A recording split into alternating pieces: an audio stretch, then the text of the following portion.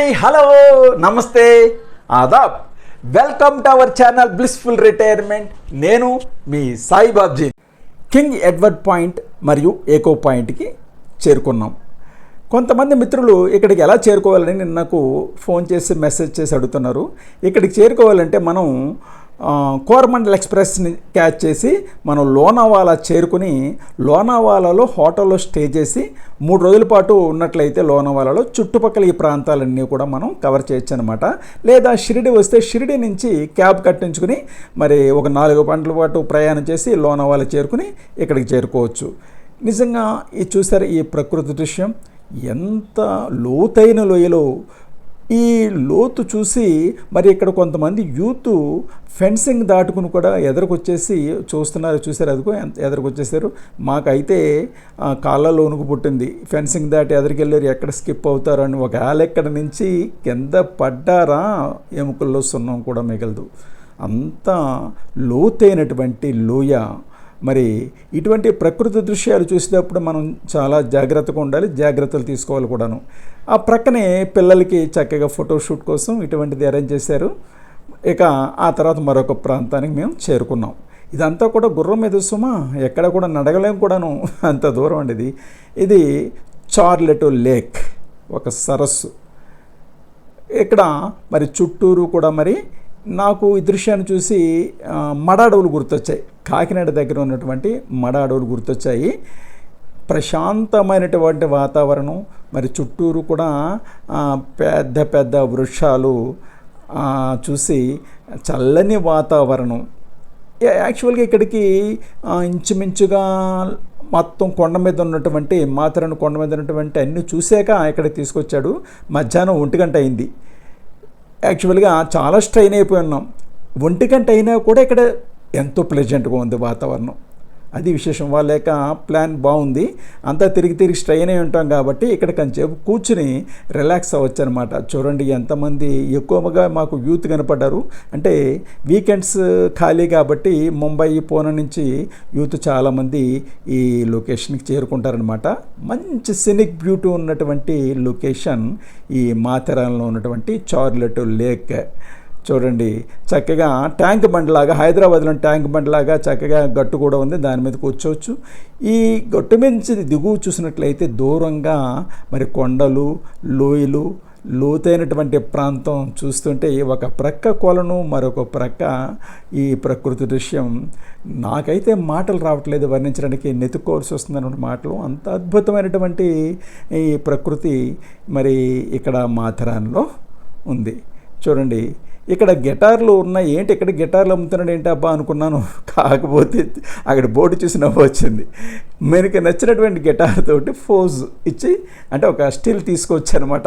దానికి ఒక్కో ఫోటోకి 100 రూపాయలు తీసుకుంటాడు అఫ్కోర్స్. ఇక ఈ దృశ్యాన్ని చూసి నాకు ఒక పాట గుర్తొచ్చింది. కనులు కదల్చలేమయ్యా, చూపులు మరల్చలేమయ్యా, కనులు కదల్చలేమయ్యా అనేటటువంటి పాట నాకు గుర్తొచ్చింది. చక్కని సరోవరం చుట్టూ అద్భుతమైనటువంటి అందమైనటువంటి ప్రశాంతమైనటువంటి అడవి. ఈ సరోవరం గట్టునే పెసర్నాథ్ ఆలయం అంటే ఈశ్వరుడి గుడి కూడా ఉంది. చాలా చక్కని ఆలోచన నిజంగా. మరి ఇక్కడ సరోవరం దగ్గర కూర్చున్నాక మరి రిలాక్స్ అవడం కోసం ఇక్కడ స్వామిని దర్శించుకుని ప్రశాంతంగా రిలాక్స్ అవ్వచ్చు. ఇక్కడ నేను ఇక్కడ బోర్డు చూసి ఇక్కడ ఒక ఆయన భార్య పేరు మీదుగా గేట్ కట్టించారట. 1943లోనే ఒక ముంబై వ్యాపారి కట్టించారట. దాన్ని బట్టి ఈ ప్రదేశం మరి ఏనాడదో మనం అర్థం చేసుకోవచ్చు. ఇక్కడ ఆలయం గట్టు మించి నేను ఈ దృశ్యాన్ని షూట్ చేయడం జరిగింది. ఎంత అందమైనటువంటి పేరు చూడాక ఒక డౌట్ వచ్చింది. ఏంటంటే ఇక్కడ ఉన్నటువంటి లొకేషన్ అన్నీ కూడా ఎడ్వర్డ్ కింగ్ పాయింట్ అని, చార్లెట్ లేక్ అని ఇవన్నీ కూడా ఇంగ్లీష్ వాళ్ళ పేర్లు ఉన్నాయి. దట్ మీన్స్ మన ఇండియాని బ్రిటిష్ వాళ్ళు ఏలేటప్పుడు ఈ భారత్లో ఉన్నటువంటి ఎండని తట్టుకోలేక దగ్గరలో ఉన్నటువంటి కొండ ప్రాంతాలకి చేరుకుని చల్లగా ఉండేటువంటి ప్రదేశాన్ని ఐడెంటిఫై చేసి రిలాక్స్ అయ్యి ఉంటారు. అందుగురించే వీటన్నిటి కూడా వాళ్ళ యొక్క పేర్లు వచ్చాయన్నమాట. ఇక్కడ స్వామివారి పెసర్నాథ్ ఆలయం బయట ప్రశాంతంగా రిలాక్స్ అయ్యి అక్కడ భోజనం కూడా మనం చేయొచ్చు. అందుబాటులో ఉన్నాయన్నమాట హోటల్స్. చేశాక స్వామివారిని దర్శకుని దర్శించుకుని పుణ్యం పురుషార్థం కలిసి వస్తుందంటారు చూస్తారా, ఆ విధంగా ఈ స్వామివారిని దర్శించుకోవచ్చు అనమాట. చూడండి, స్వామివారు భిన్నంగా లింగ రూపంలో కాకుండా మరి వేరే రూపంలో ఉన్నారు స్వామివారు. ఆ తర్వాత ఇక్కడితోటి మా ప్రయాణం, ఈ మాథెరాన్ కొండ మీద ప్రయాణం పూర్తయింది. అయితే అప్పుడే అయిపోయిందని స్కిప్ చేయకుండా సినిమా ఇంకా చాలా ముందు చాలా మంచి విశేషాలు ఉన్నాయి, చూపిస్తాను. ఇది చూడండి, ఈ గుర్రం మీద మమ్మల్ని పాయింట్కి తీసుకొచ్చి అక్కడి నుంచి మా క్యాబ్లో మళ్ళీ మేము రిటర్న్ అయ్యాం. మరి ఆ ఘాటి మీద వచ్చేటప్పుడు ఎంత అయితే ఆనందంగా మేము ఎంజాయ్ చేసామో, లొకేషన్ వచ్చేటప్పుడు కూడా దిగేటప్పుడు కూడా అంతే ఆనందం కలిగింది. ఇదిగో చూడండి, ఇది రైల్వే ట్రాక్, బుడ్ రైల్వే ట్రాక్. దారిలో నేరల్ మాథెరాన్కి మధ్య నడిచే టాయ్ ట్రైన్కి మరి నడుస్తుందని చెప్పుకున్నాం కదా, అక్కడ మధ్యలో ఒక జుమ్మా పట్టి అనేటటువంటి బుడ్ రైల్వే స్టేషన్.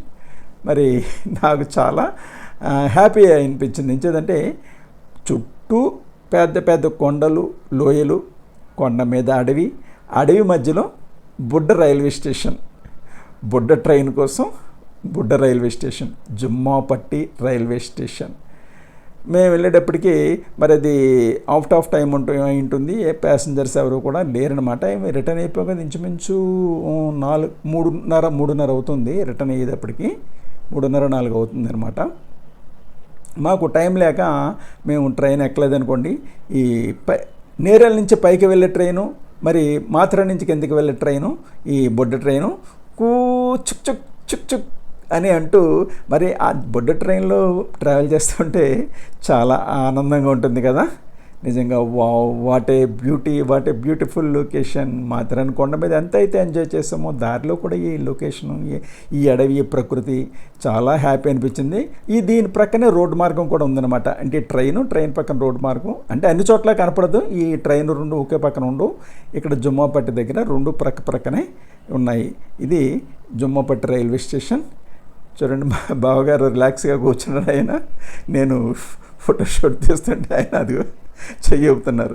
మరి ఇంత అద్భుతమైనటువంటి దృశ్యాలన్నీ కూడా నా కళ్ళు అనే కెమెరాతో బంధించి హృదయం అనే హార్డ్ డిస్క్లో భద్రంగా పదిలిపరుచుకొని మరి తిరుగు ప్రయాణం లోనావాలాకి తిరుగు ప్రయాణం అయ్యాను.